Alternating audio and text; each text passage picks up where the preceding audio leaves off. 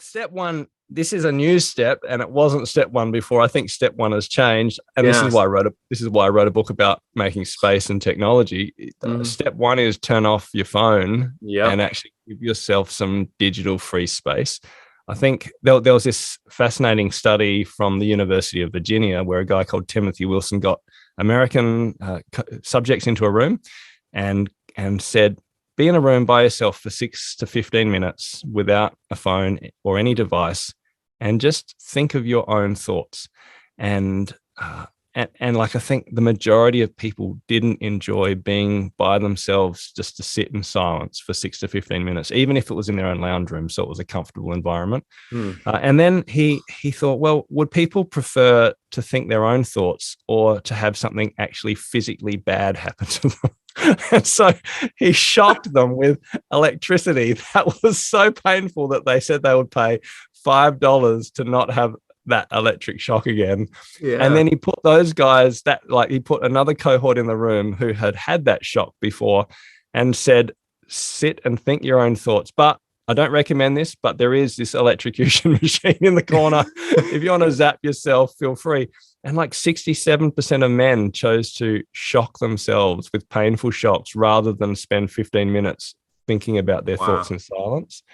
25% of women, but 67% of men, right? And so there's something about the way we've developed masculinity in the West, where we go from one thing to the next and we become kind of hyper addicted to distraction and to movement.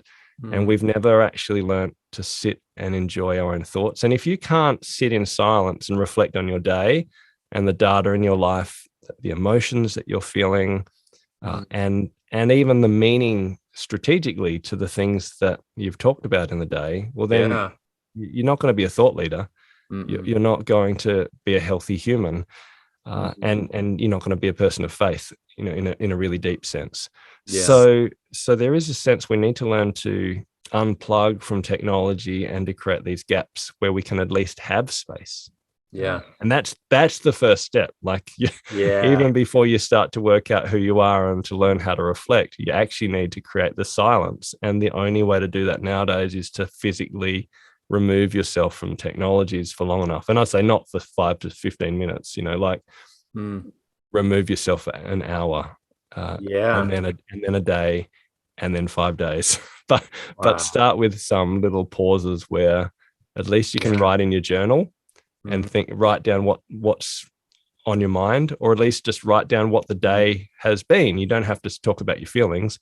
But then if you start to notice particular events or particular conversations that either upset you or make you feel happy, well, then maybe try to examine what are the feelings behind those events, and what might they mean for me at a deeper level. So just starting to learn to reflect on the meaning of your day, what happened, why it happened, what God might be saying in that.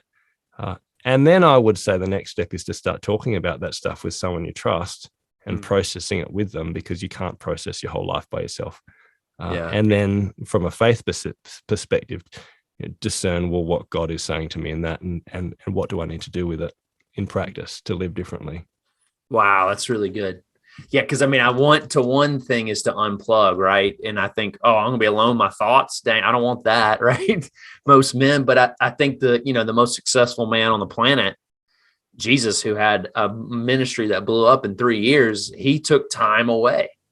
Absolutely. There's the going up on the mountain and coming down, and how amidst of the great success of his ministry, he still took time away.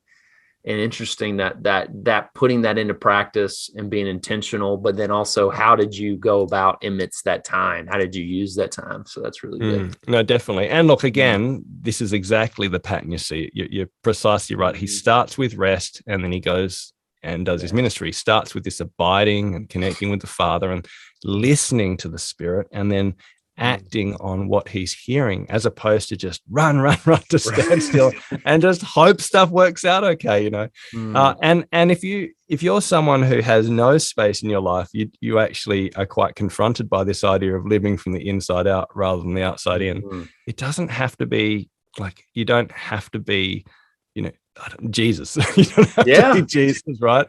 I mean, I have a few simple practices for people to start in the book. Like one is to start and end the day with like 10 to 15 minutes at the start and the end of the day, at the very least, without technology. So don't plug your phone in near your bed. Don't have it in your bedroom. And finish the day by either reading a book or reflecting on your day, just thinking about it, or journaling or writing a story from your day. That's a fantastic way of learning to self-reflect. Or you might even just have a conversation with, like, you know, your spouse in bed next to you who you used to talk to, and I don't know, even, you know, pillow talk, maybe even made love sometimes, but now you're both playing Candy Crush, you're looking at Instagram and making love to your phone instead. It's like, it's, you know, it's just create that space.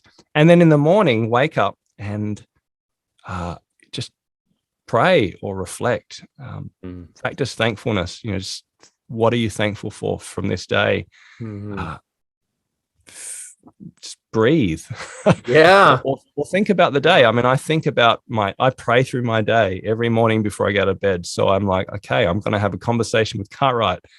Let me think about that. What are the things that I might want to say, or at least, you know, be prepared in my mind for this conversation, and then the next conversation, and et cetera, et cetera. That all happens before I get out of bed because I'm a thought leader. And I'm an apprentice of Jesus. So I want to think before I dive into, you know, opening up Gmail and starting out with what's happening in my inbox. And so that simple practice is quite transformative if you're ready and willing to start to practice making space. And then you can build on that. You know, then you have a digital free meal.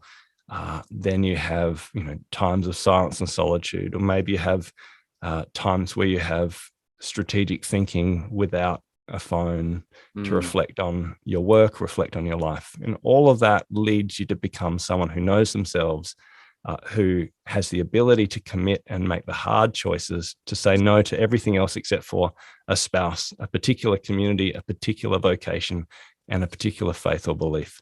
But that requires thought. Yeah.